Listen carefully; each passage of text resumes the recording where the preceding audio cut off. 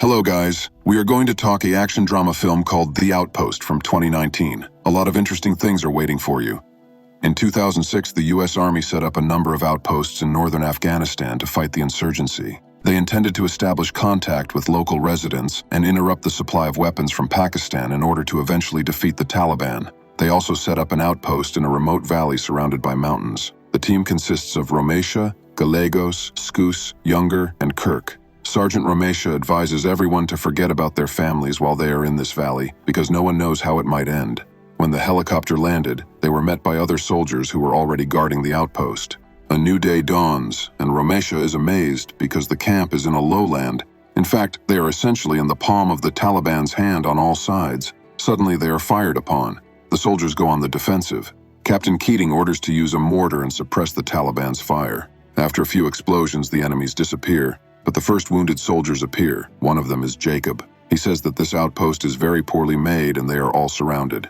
Nevertheless, the operation was successful, and Jacob wants to return to the battle. Rodriguez doesn't understand why he wants to, because he has seen many soldiers who tried to look tough, but they all ended up the same way, and eventually died. Captain Keating finds out that Soldier Faulkner has decided to entertain himself with illegal substances, which is a big problem because there are only 54 of them here, and they all have to trust and rely on each other. Faulkner promises that this will not happen again. After 10 minutes, the general meeting begins. Keating thinks about how they can survive being the main target of the militants. He decides to build relationships with the locals because respect can help them survive. They will invite all the elders of the valley, and Keating will be as polite as possible. After a while, negotiations begin. The elders do not like the fact that the Americans have been on their land for more than 40 years. Keating explains that he wants to separate the civilians from the Taliban so that they don't make any mistakes. There is money in the envelope for civilians to improve their lives.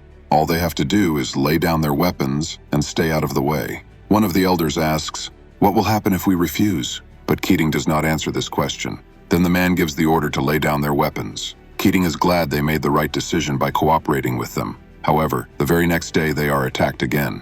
The High Command wants to move the truck back to the main base. Martin is against it because the only road leading there is very narrow and dangerous. Keating hints that they do not have the authority to argue with the command, but to make sure everything goes well, he personally drives the truck to the target.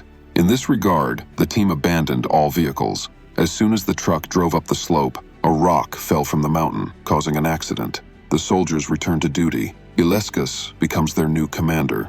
Romesha gives Ilescas a tour of the base. A unit of the local army is with them. Before they have time to discuss everything, they are attacked again, but a mortar calms the enemies and stops the shooting. The captain gives the order to inspect the area, and Romesha sees with his own eyes how vulnerable their base is. He assumes that every Taliban attack is a study of their defense, and when there are more enemies, there will be a final, hardest attack. He believes that the first target will be a mortar team, then an armored vehicle, and then a warehouse and electricity. When the communication is cut off, the assault on the camp will begin. One of the soldiers asks how they can stop the enemy. Ramesh answers, "There is no way." One day, a soldier notices a local taking pictures of their base. A chase begins, but even warning shots do not stop the man.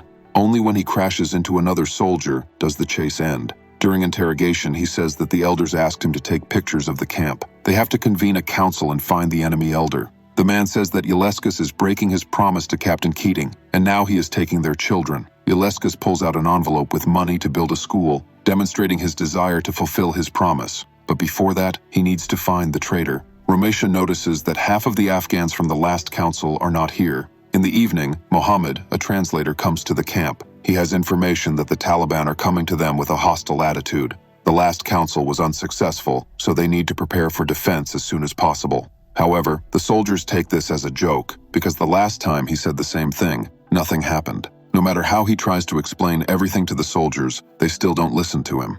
Nothing happened during the night. Towards morning, Mohammed intercepts someone's signal, but he does not understand the dialect. Ilescas and Younger walk into an ambush. The survivor, Younger, is shocked by what he sees and begins to think about leaving this life. Romesha notices the boy, takes a bullet out of the chamber and tells him that he had a similar situation. His best friend died in front of him, but he realized that his relatives were waiting for him at home and he had to fight to the end. To avoid problems, Younger is allowed to fly away in a medical helicopter. Near the bridge, they manage to find an Afghan ID card. Molak remembers this guy. He works at a hydroelectric power plant. Romesha wants to search the nearby villages, but Broward orders them not to look for the suspect because an investigator they have been sent to do so. When the base is attacked, mortars are quickly aimed at the enemy target from where they are firing. But before returning fire, Broward orders Romesha to see if the enemy has a weapon or radio. He tries to explain that if they are being shot at, then the enemy definitely has weapons. However, Broward repeats his order, and Romesha expresses his dissatisfaction.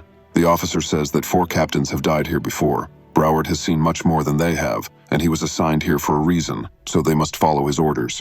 In the dead of night, the Taliban began using a new tactic: mortar attacks. The soldiers respond with white phosphorus strikes. The command is surprised that the insurgents have launched mortars at night, which means they definitely have night vision devices. In the morning, the elders came. According to them, one of them had a daughter who died after being shelled with phosphorus, and the body had already begun to decompose. The sergeant reports this to the captain, but he pays the money anyway. Just an hour later, Broward comes in with the news that he has been relieved of his post and will be leaving in 2 days. Captain Portis will replace him, but he will be gone for a couple of weeks, and while he is gone, Lieutenant Andrew will be in charge. Andrew realizes that the situation is very serious if Portis is appointed to this position. None of the soldiers should talk about the change of command.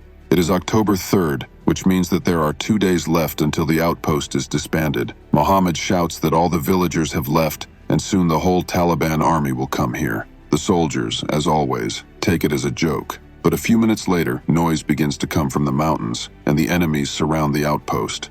The soldiers open fire. Rod tries to cover the mortar man Thompson, but a flurry of bullets and explosions kills Thompson. Andrew tries to call for air support, but no one can arrive due to bad weather. The Afghan soldiers didn't want to die, so they decide to run away. The ammunition for the machine gun is quickly running out. The soldiers are under fire, and they are running out of ammunition. The number of soldiers is rapidly decreasing. Smoke grenades are being thrown into the aisles to pull bodies into the building and see who is still alive. Carter fills his hands with ammunition and runs to the machine gun emplacement, not even realizing that the Taliban have hit the machine gun directly, disabling it. Romesha tries to save the soldiers, but an RPG explosion wounds him and he is forced to retreat. The enemy has a sniper. Romesha is also armed with a sniper's weapon, and he starts searching for the enemy sniper and successfully eliminates him. After a short rest, Griffin runs out of the car, but is immediately killed as the Taliban begin an assault. Somewhere in the distance, special forces have landed on the mountain and are already hurrying to the outpost. Andrew relays the order to the survivors, but Romesha has a different plan.